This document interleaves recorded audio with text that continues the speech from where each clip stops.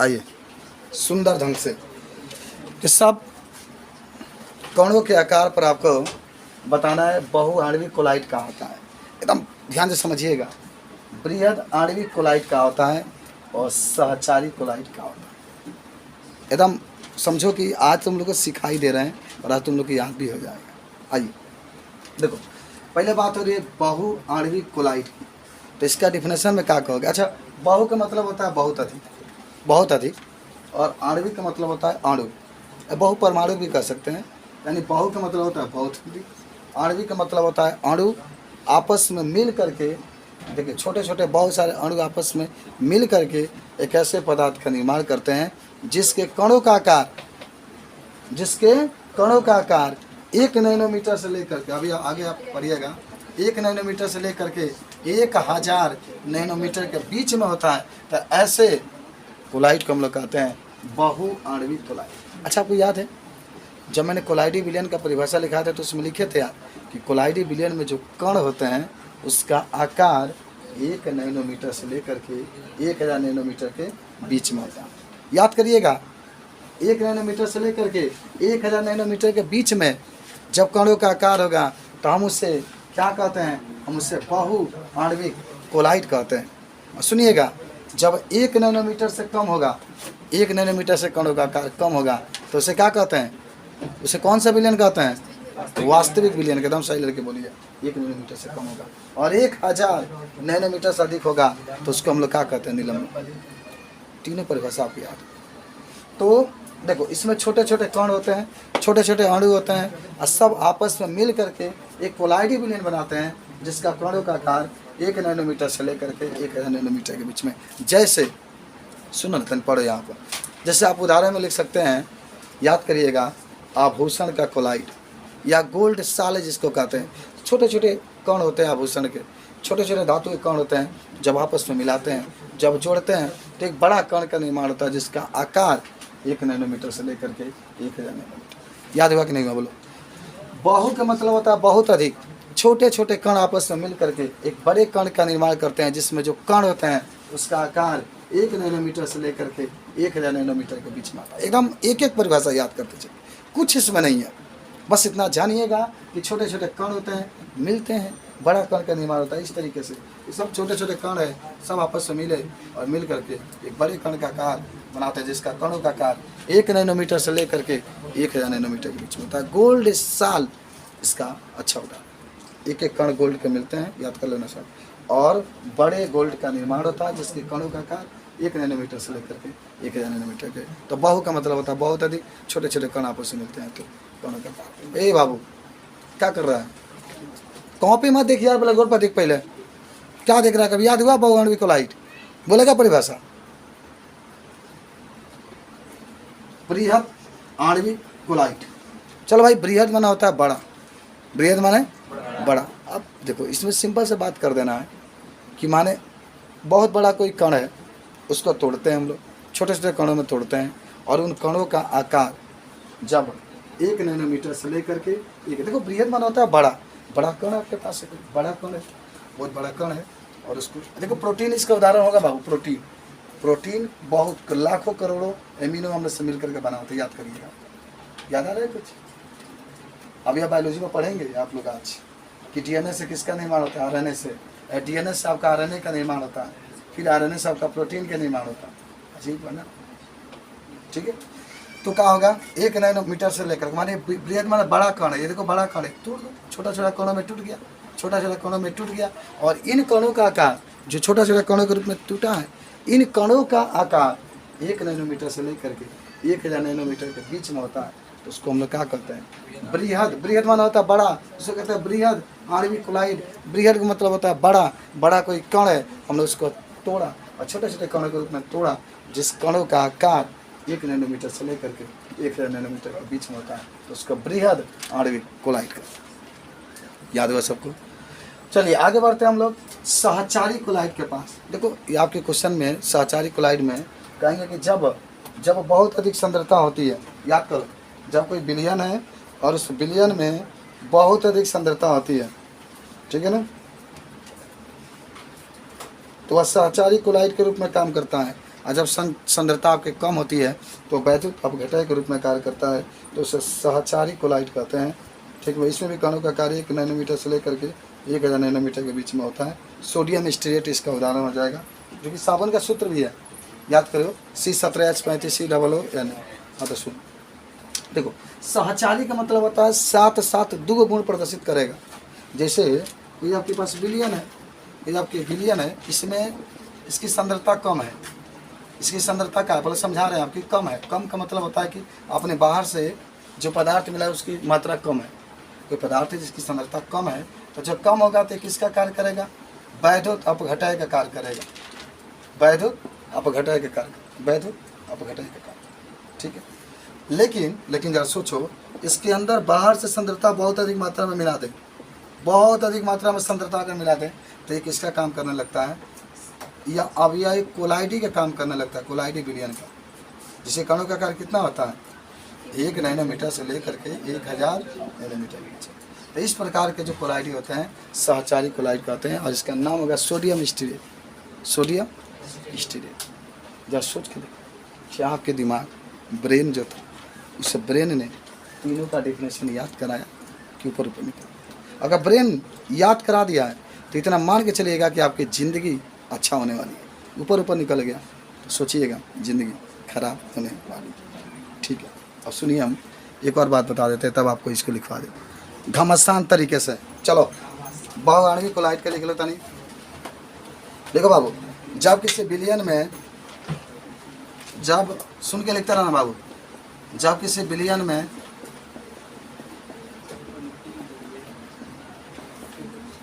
विलयन में छोटे छोटे अणु या परमाणु, आयन लिख लो, परमाणु आयन आपस में मिलकर, परमाणु आयन आपस में मिलकर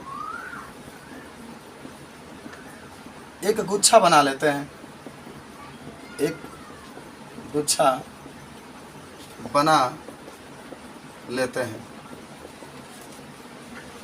जिसके आकार, जिसके कणों का आकार लिख लेना, जिसके कणों का आकार, जिसके कणों का आकार 1 नैनोमीटर से 1000 नैनोमीटर के बीच होता है, तो उसे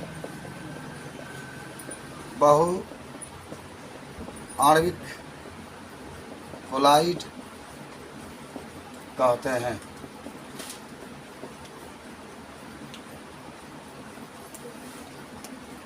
उदाहरण में लिख सकते हैं, सोना का कोलाइडी विलयन। भाई सोना छोटे छोटे कणों से मिलकर बना होता है ना, इसलिए इसको कह रहे हैं। या सल्फर, सल्फर भी जो होते हैं, कम से कम 100 को सल्फर मिलते हैं तब कोलाइडी विलयन बनता है, सल्फर का कोलाइडी विलयन। सब लोग याद करो, सोना का कोलाइडी विलयन भी एक प्रकार का बहुआण्विक कोलाइडी है। बहुत अधिक संख्या में जब सोना के छोटे छोटे कण मिलते हैं तब आपका सोना का कोलाइडी विलयन बनता है। और जब बहुत अधिक मात्रा में, बहुत अधिक संख्या पे सल्फर का कम से कम 100 को सल्फर मिलेंगे ना, आए वो गुच्छा बनाएंगे तब कोलाइडी विलयन बनेगा। गुच्छा के रूप में मिलते हैं सभी, है ना। खूब ज़्यादा आपके सल्फर के कण मिलेंगे तो एक ऐसा संरचना बनेगा जिसमें कणों का आकार 1 नैनोमीटर से लेकर के 1000 नैनोमीटर के बीच में होता है। उसी को कहते हैं बहुआण्विक कोलाइड। बहु का मतलब होता है ना बहुत अधिक, छोटे छोटे कण आपस में मिलते हैं तो मिलकर के बड़ा गुच्छा बनाते हैं, जिसका कणों का आकार 1 नैनोमीटर से लेकर के 1000 नैनोमीटर के बीच में होता है, इसे बहुआण्विक कोलाइड कहते हैं। सोना का कोलाइडी विलयन, सल्फर का कोलाइडी विलयन। चलिए हो गया, बता देंगे सब लोग, मिटाएं इसको, आगे लिख लीजिए। बहुआण्विक कोलाइडी विलयन इसी को कहते हैं, छोटा छोटा कण आपस में मिल करके बड़ा कण का निर्माण कर रहा है। बगानवी कोलाइड इसको कहते हैं। ठीक है, चलिए आगे बढ़ते हैं। लिखते हैं हेडिंग बृहत आणविक कोलाइट। बृहत आणविक कोलाइट। आइए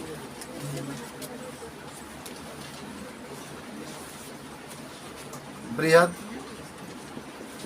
आणविक कोलाइट।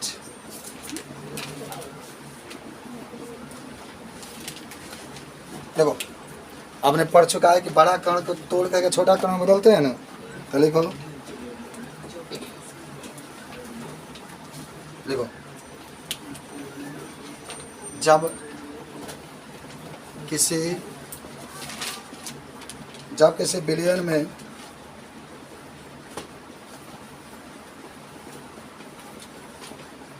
उपस्थित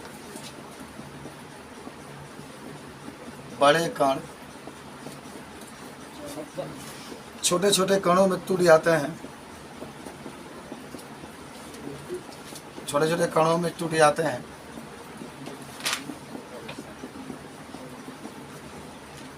जिसके कणों का आकार 1 नैनोमीटर से 1000 नैनोमीटर के बीच होता है, तो इसे बृहद आणविक कोलाइट कहते हैं। कौन टूटेगा कौन टूटेगा? प्रोटीन लिख सकते हैं आप, उदाहरण में क्या लिखा गया? पॉलीथीन, ये सब है, सही है। पॉलीथीन, पॉलीथीन के सूत्र आपको याद है? किससे बनता है पॉलीथीन? क्या होता है सूत्र पॉलीथीन का? प्रोटीन भी लिख सकते हैं। यही आपका है बाबू, बृहद आणविक कोलाइट। इसमें बड़े जो कण होते हैं वो छोटे छोटे कणों में टूट जाते हैं, जिसके कणों का आकार 1 नैनोमीटर से लेकर के 1000 नैनोमीटर के बीच में होता है, तो इसी को हम लोग कहते हैं बृहद आणविक कोलाइट। पॉलीथीन कह सकते हैं आप, प्रोटीन कह सकते हैं। प्रोटीन और पॉलीथीन दोनों आपके बृहद आणविक कोलाइट के उदाहरण है। बस बृहद का मतलब होता है बड़ा कण जो होते हैं छोटे छोटे कणों में टूट जाते हैं, तो उसी को हम लोग क्या कहते हैं? बृहद आणविक कोलाइट। चलिए, पॉलीथीन, प्रोटीन वगैरह, प्रोटीन लाखों करोड़ों एमिनो अम्ल से मिलकर बना होता है, सबको याद होगा। और प्रोटीन एमिनो अम्ल में ही टूटता है, ये भी आपको याद होगा। पॉलीथीन भी एथिलीन से मिलकर बना होता है, एथिलीन का ये बहुलक होता है। आप लेसन नंबर लास्ट में सेकेंड पेपर में पढ़ेंगे, 15 नंबर लेसन में बहुलक के बारे में। पिछला बार कट गया था, लेकिन इस बार पढ़ना है, ध्यान रखिएगा। चलिए आगे बढ़ते हैं हम लोग। सहचारी कोलाइट।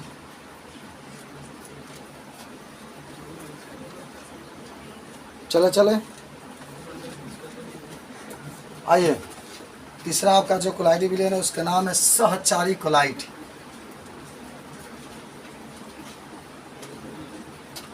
सहचारी कोलाइट।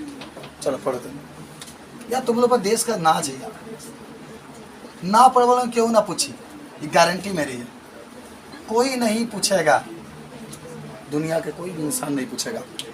चलिए सहचारी कोलाइट लिखो। जब किसी विलयन में, जब सुन के लिखते रहना बाबू, जब किसी विलयन में किसी पदार्थ की मात्रा कम होती है,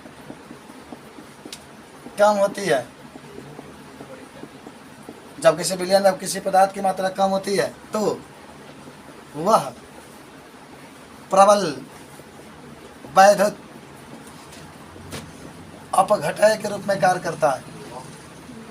तो प्रबल वैद्युत अपघटय के रूप में कार्य करता है। रंग तेरा देख के, रूप तेरा देख के कुदरत भी हैरान है, कार्य करता है। लेकिन लेकिन जब बिलियन लेकिन जब बिलियन में पदार्थ की मात्रा को बढ़ा देते हैं, पदार्थ की मात्रा को बढ़ा देते हैं तो इसे क्या कहेंगे? सहचारी कोलाइड का निर्माण होता है, या सहचारी कोलाइड। याद रखिएगा सब लोग, सोडियम स्टीरेट का नाम सुने होंगे सब लोग। क्या आपको याद आ रहा है? उदाहरण में पढ़े होंगे, साबुन का सूत्र था सोडियम स्टीरेट, इसका सूत्र था C17H35COONA, C17H35COONA, सोडियम स्टीरेट।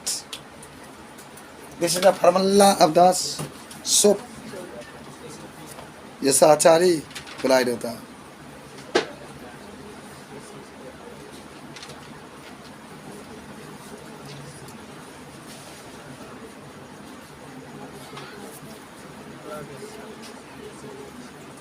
आज हम लोग को पढ़ना है मिसेल, लेकिन पहले हम लोग बात करेंगे क्राफ्ट ताप की बात करेंगे, क्राफ्ट मिसेल सांद्रता की बात करेंगे, साबुन की बात करेंगे, साबुन के गुण के बारे में बात करेंगे, साबुन के बनाने की विधि में बात करेंगे। आज तो मैंने साबुन के बारे में इसको बात करनी है, तब हम लोग कल मिसेल के बारे में पढ़ेंगे। चलिए, आपको याद है क्राफ्ट ताप किसे कहते हैं? अनिश्चित ताप जिस पर मिसेल का निर्माण होता है उसे क्राफ्ट ताप कहते हैं। आपको याद है क्राफ्ट मिसेल सांद्रता किसे कहते हैं?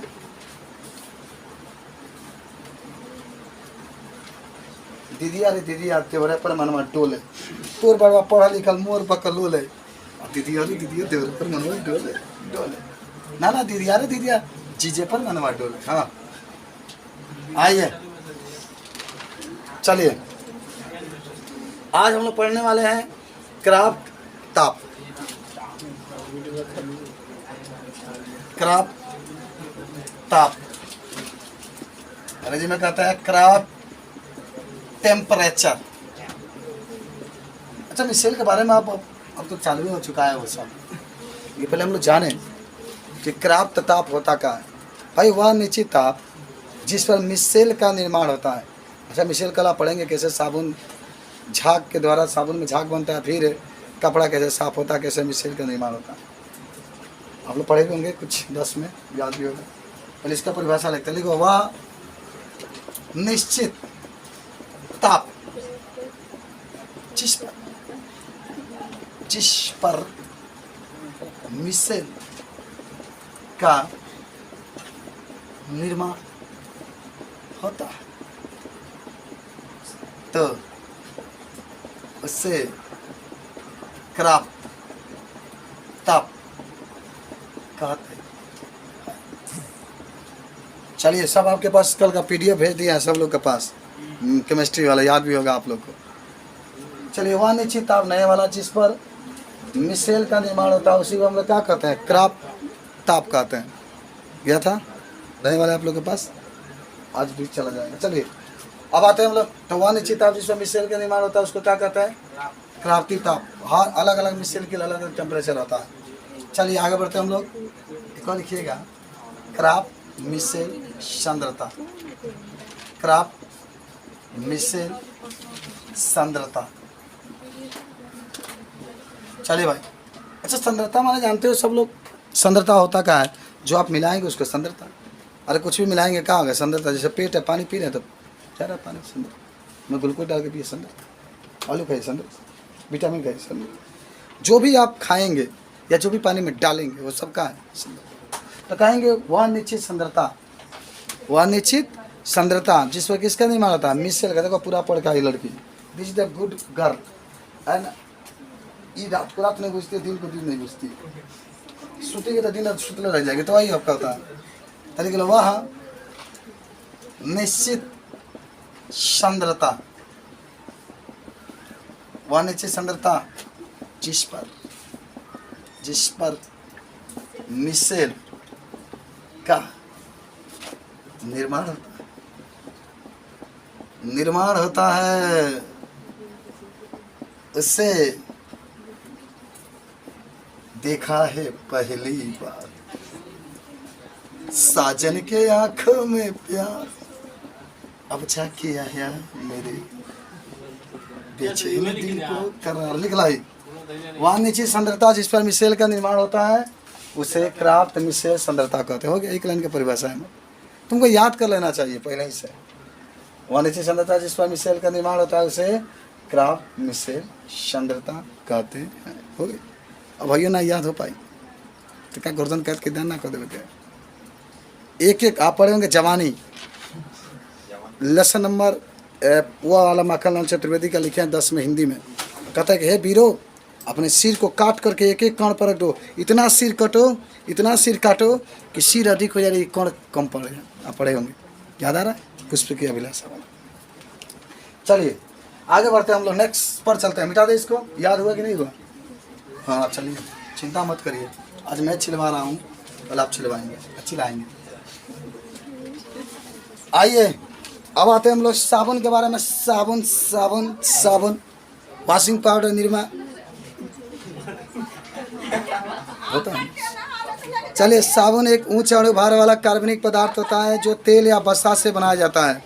अधिकतर साबुन सोडियम और पोटेशियम से क्या किया जाता है, बनाए जाते हैं। याद करिए। एक बात बता देते हैं, साबुन में अल्कोहल भी मिलाया जाता है। मैंने आपको कभी बताया था कि साबुन में अगर झाग उत्पन्न करना है तो क्या मिलाएंगे? क्या तो झाग उत्पन्न करती है अल्कोहल मिलाइए। चलो खुशी की बात हो, 2-4 दिन में भट्टी के उद्घाटन होने वाला बा। तो झाग उत्पन्न करने के लिए साबुन में क्या मिलाते हैं? तो दिमाग काम नहीं कर रहा है। बिरोजा या रेजिन, एकदम सही लड़का बोल रहा है। Your answer is right. बिरोजा या रेजिन मिलाते हैं किसमें? साबुन में झाग उत्पन्न करने। और साबुन सुगंधित ना हो तो कोई लगाएगा जी? ना साबुन निकालते तो कहते हैं कितना सुंदर महक रहा है। क्या देखना ना, पहला बार जब साबुन के कवर हटाते तो कितना अच्छा महकता है, एकदम रगड़ करके दिखाते हैं।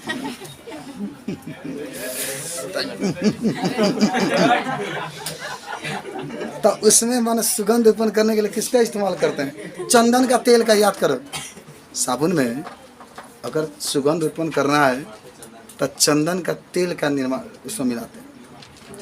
साबुन में भार उत्पन्न करने के लिए कार्बोनिल एसिड का माने उसमें कार्बोनिल एसिड मिलाते हैं, भार माने अधिक बढ़े। और साबुन में याद करिएगा 10% से अधिक जल नहीं होना चाहिए। और साबुन 2 तत्वों से मिलकर अधिकतर बनता है, सोडियम और पोटेशियम। तो जो सोडियम से साबुन बनता है उसको कठोर साबुन कहते हैं। आप पढ़े होंगे, याद कर लीजिएगा सब। आज जो पोटेशियम से बनता है उसको मुलायम साबुन कहते हैं, समझे? या उसी को मृद साबुन कहते हैं। साबुन जो होता है केवल मृद जल के साथ झाग देता है, कठोर जल के साथ झाग नहीं बनाता। कठोर जल कहाँ मिलेगा? नाली में ना कहते तारा मौसी को ठलाली में मिली, ठलाली से रोटी बोर के तनी चाय से पहले। अरे समुंदर में जो समुद्र होता है उसमें आपके लवण पाया जाता है, लवणीय जल आपका ना, इसमें झाग उत्पन्न हो जाता है। अरे सुनो इधर, कपड़ा धोआता है न पनिया से, ताकि वो न पनिया उसमें गया है, ऐसे कपड़ा फिर साफ हो जाएगा। वही पानी है, जा करके माटी में मिल गया, और क्या उसमें माटी और पानी, और क्या है?